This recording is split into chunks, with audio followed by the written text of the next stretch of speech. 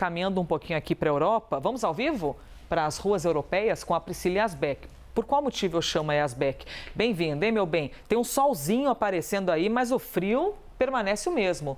Pela Europa, por isso, a Yazbek toda protegida. E o que ela nos conta? A União Europeia propôs usar os lucros de ativos russos congelados nas sanções, usar esses lucros contra a Rússia, para ajudar a Ucrânia na guerra.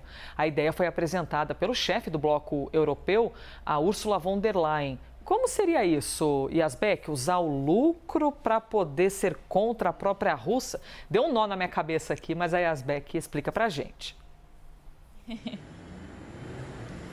Oi, Elisa, bom dia a todos que nos acompanham. Ursula von der Leyen, então presidente da Comissão Europeia, falou sobre essa ideia, disse que é hora de os países europeus falarem sobre isso e dá um nó na cabeça mesmo, porque são ativos congelados de russos que foram sancionados pelos países europeus. E aí a ideia, então, de Ursula von der Leyen seria pegar o lucro, ou seja, os rendimentos desses ativos que estão congelados, que são ativos que estão em bancos europeus, em corretoras europeias, e usar esse lucro, então, para abastecer a Ucrânia com mais armamentos. É uma ideia polêmica, né? Porque seria pegar, então, o rendimento dessas pessoas que foram sancionadas e passar a usar, então, para comprar armas para a Ucrânia. E aí o que ela disse, que não poderia haver um sinal mais forte e maior utilidade para esse dinheiro do que tornar a Ucrânia e toda a Europa um lugar mais seguro. Ela também falou que a ameaça de uma guerra entre Rússia e os europeus e a União Europeia não é iminente, mas também não é impossível. Ela falou que os riscos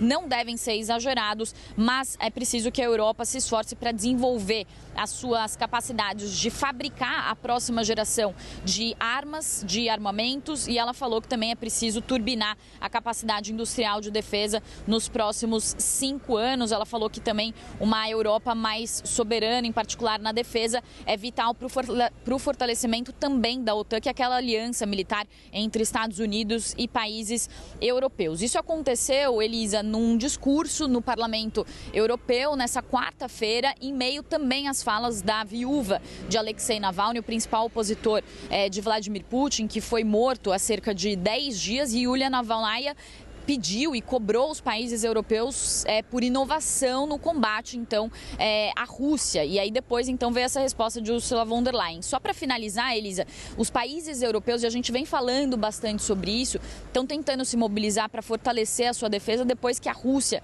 fez uma ofensiva, escalou suas ofensivas nas últimas semanas, conquistou uma cidade importante no leste da Ucrânia, e depois que Vladimir Putin fez aquele voo a bordo de um bombardeiro supersônico que foi visto como uma ameaça aos europeus. Então agora os países europeus estão tentando se mobilizar. Isso aconteceu também naquela conferência de segunda-feira aqui em Paris, que até a gente comentou aqui que o presidente francês chegou a falar que não estava descartado enviar tropas para a Ucrânia. Depois todos os países europeus refutaram o que eu lhe disse, mas existe sim esse movimento então dos países europeus sobre falar de como fortalecer a sua defesa para se proteger e ter uma prontidão em caso de uma ameaça russa. Volto com você. Priscila Yazbek, então, explicando para a gente, para variar, explicando muito bem. Tá muito frio aí, minha querida? Quantos graus neste momento, Yazbek?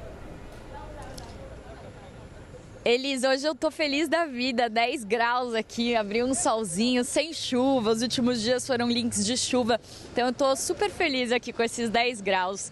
Acho que aí tá um pouquinho mais quente, mas tá bom demais aqui. Meu amor, 30 graus ontem às 8 horas da noite. Você vê o que é a referência quando muda? 10 graus passa a ser bom, né?